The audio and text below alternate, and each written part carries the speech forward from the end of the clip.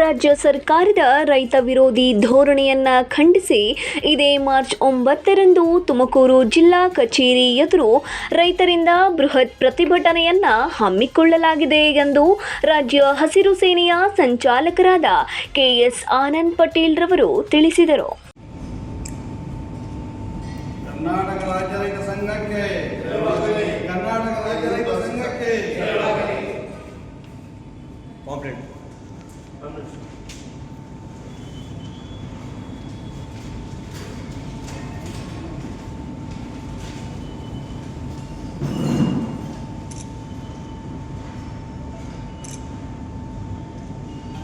ತಿಪಟೂರು ನಗರದ ಖಾಸಗಿ ಹೋಟೆಲ್ನಲ್ಲಿ ಪತ್ರಿಕಾಗೋಷ್ಠಿಯನ್ನು ಉದ್ದೇಶಿಸಿ ಮಾತನಾಡಿದ ಅವರು, ರೈತರು ಕೆರೆಗಳಲ್ಲಿನ ಮಣ್ಣನ್ನು ಕೃಷಿ ಜಮೀನಿಗೆ ಬಳಸಲು ಅಧಿಕಾರಿಗಳು ಅಡ್ಡಿಪಡಿಸುತ್ತಿದ್ದಾರೆ. ಜಮೀನಿನ ಫಲವತ್ತಾದ ಮಣ್ಣು ಮಳೆ ನೀರಿನಲ್ಲಿ ಕೊಚ್ಚಿ ಕೆರೆ ಸೇರುತ್ತಿದೆ. ಇದು ಮತ್ತೆ ರೈತರ ಹೊಲಗಳಿಗೆ ಸೇರಲು ಸರ್ಕಾರ ಅವಕಾಶ ಮಾಡಿಕೊಡಬೇಕು ಎಂದು ಹೇಳಿದರು.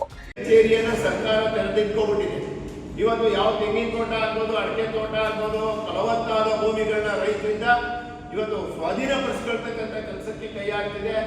ನಾವು ಕೇಳ್ತೀವಿ, ಸರ್ಕಾರಕ್ಕೆ ಎಷ್ಟೇ ಹೆಕ್ಟೇರ್ ಪ್ರದೇಶ ಬೇಕು, ನಿಮಗೆ ಕೈಗಾರಿಕಾ ಅಭಿವೃದ್ಧಿ ಆಗಬೇಕು, ಉದ್ಯೋಗ ಸೃಷ್ಟಿ ಆಗಬೇಕು, ನಾವಿಲ್ಲ ಅಂತ ಹೇಳೋದಿಲ್ಲ, ಬೇಕಾಗಿದೆ, ಅವಶ್ಯಕತೆ ಇದೆ. ಆದರೆ ಯಾರೋ ಒಬ್ಬ ರಿಯಲ್ ಎಸ್ಟೇಟ್ ಏಜೆಂಟ್ ನೇರವಾಗಿ ಬಂದು ರೈತರಿಂದ ಕೇಳಿದ್ರೆ ಜಮೀನು ಕೊಡೋದಿಲ್ಲ ಅಂತ ಹೇಳಿ ಎತ್ತಿನಹೊಳೆ ಹೇಮಾವತಿ ನೀರಿನ ಜಿಲ್ಲಾಧ್ಯಕ್ಷ ಕೆಎಸ್ ಧನಂಜಯರಾಧ್ಯ ಮಾತನಾಡಿ, ರೈತರನ್ನು ಕೃಷಿಯಿಂದ ಒಕ್ಕಲೆಬ್ಬಿಸಬಾರದು.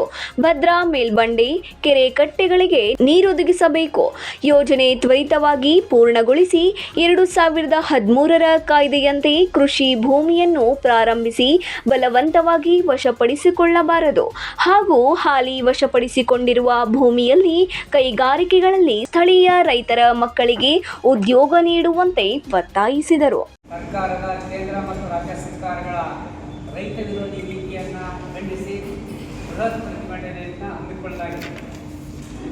ದೇಶ ಏನು ಈಗ ಜಿಲ್ಲೆಯ ಕೆರೆಕಟ್ಟೆಗಳಲ್ಲಿರುವಂಥ ಹುಳನ್ನು ತೆಗೆಯೋದಕ್ಕೆ ಹಲವಾರು ಕಡೆ ತೊಂದರೆಗಳನ್ನು ರಾಜ್ಯ ರೈತ ಸಂಘ ಹಾಗೂ ಹಸಿರು ಸೇನೆ ಮತ್ತು ನಾನಾ ಪ್ರಗತಿಪರ ಸಂಘಟನೆಗಳ ನೇತೃತ್ವದಲ್ಲಿ ಹಮ್ಮಿಕೊಂಡಿರುವ ಪ್ರತಿಭಟನೆಯಲ್ಲಿ ಜಿಲ್ಲೆಯ ರೈತರು ಹೆಚ್ಚಿನ ಸಂಖ್ಯೆಯಲ್ಲಿ ಪಾಲ್ಗೊಳ್ಳುವಂತೆ ಮನವಿ ಮಾಡಿದರು.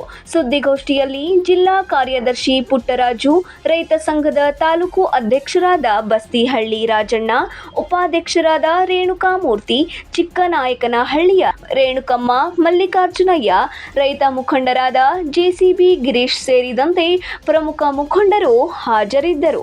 9 ಲೈವ್ ನ್ಯೂಸ್, ತಿಪಟೂರು.